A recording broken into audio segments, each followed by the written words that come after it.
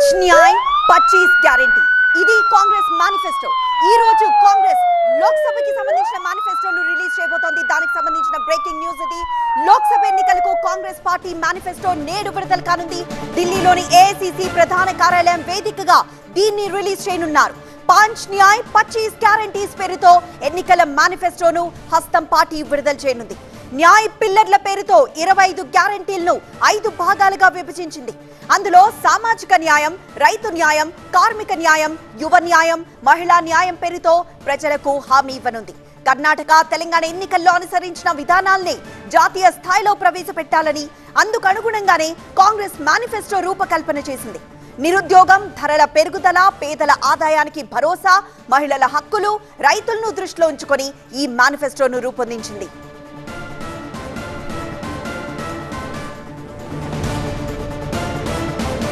మరింత సమాచారం associate editor Mahatma అందిస్తారు మహాత్మా కాంగ్రెస్ మేనిఫెస్టోపై చాలా ఆశలు ఉన్నాయి చాలా హోప్స్ ఉన్నాయి మరి ముఖ్యంగా 5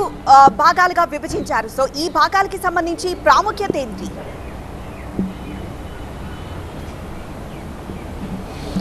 పదేళ్లుగా అధికారానికి దూరంగా ఉన్న కాంగ్రెస్ పార్టీ ఈసారి ఎలాగైనా అధికారంలోకి రావాలన్న ఏకైక లక్ష్యంతో ఈ మేనిఫెస్టోని చాలా అట్రాక్టివ్గా తయారు చేసే ప్రయత్నం చేసిందని చెప్పవచ్చు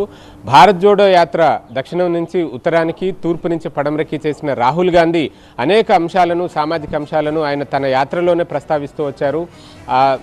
సమాజం ఎదుర్కొంటున్న అన్ని ఇష్యూస్ మీద కూడా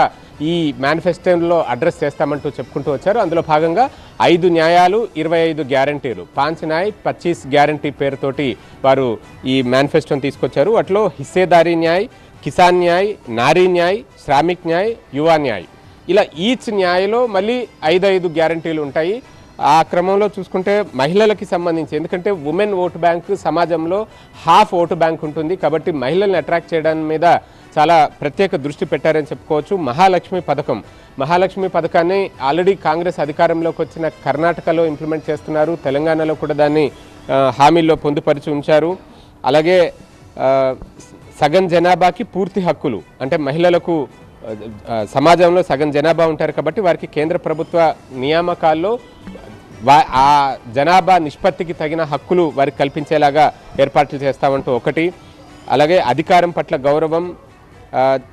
దీంతోపాటు పారాలీగల్ అసిస్టెన్స్ ఇలా వివిధ రకాలుగా సావిత్రిబాయి పూలే హాస్టల్స్ మహిళల ఎడ్యుకేషను ఎంపవర్మెంటు వారిని వ్యాపార రంగాల్లో కూడా ప్రోత్సహించేందుకు స్పెషల్గా కొన్ని పెట్టారు అలాగే దేశం ఎదుర్కొంటున్న సమస్యల్లో నిరుద్యోగం ఒకటి ఉంది నిరుద్యోగాన్ని ఎదుర్కోవడం కోసం 30 లక్షల ఉద్యోగాల కల్పనతో పాటుగా 5,000 కోట్ల రూపాయల ఫండ్తో స్టార్టప్ ఫండ్ అన్నది ఏర్పాటు చేశారు అంటే కొత్త ఆవిష్కరణలతోటి కొత్త ఐడియాలతోటి ముందుకొచ్చే యువతను వ్యాపార రంగాల్లో పారిశ్రామిక రంగాల్లో ప్రోత్సహించడం కోసం ఈ ఫండ్ను ఏర్పాటు చేశారు అలాగే దేశం ఎదుర్కొంటున్న మరొక సమస్య అధిక ధరలు దీన్ని నియంత్రించేందుకు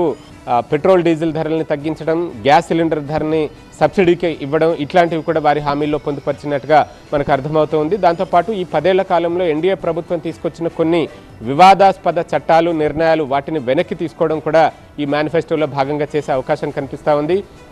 అలాగే 50% రిజర్వేషన్ల పరిమితిని మించి రిజర్వేషన్ల పెంపు చేస్తామంటూ కూడా రాహుల్ గాంధీ తన బహిరంగ సభల్లో చాలా చోట్ల ప్రస్తావిస్తూ వచ్చారు దాని గురించి కూడా ప్రస్తావించే అవకాశం ఉంది ఈ మేనిఫెస్టోలో దాంతోపాటు అగ్నివీర్ పథకం మిలిటరీ రిక్రూట్మెంట్స్లో అగ్నివీర్ పథకాన్ని వెనక్కి తీసుకుంటామంటూ చెప్పారు సో సిఏఏని కూడా వెనక్కి తీసుకుంటామన్నారు ఇవన్నీ ఈ మేనిఫెస్టోలో మనకి రిఫ్లెక్ట్ అయ్యే అవకాశం కనిపిస్తోంది 11:30 గంటలకు ఏఐసీసీ అధ్యక్షులు మల్లికార్జున్ ఖర్గే మాజీ అధ్యక్షులు రాహుల్ గాంధీ సంయుక్తంగా ఈ మేనిఫెస్టోను విడుదల చేయనున్నారు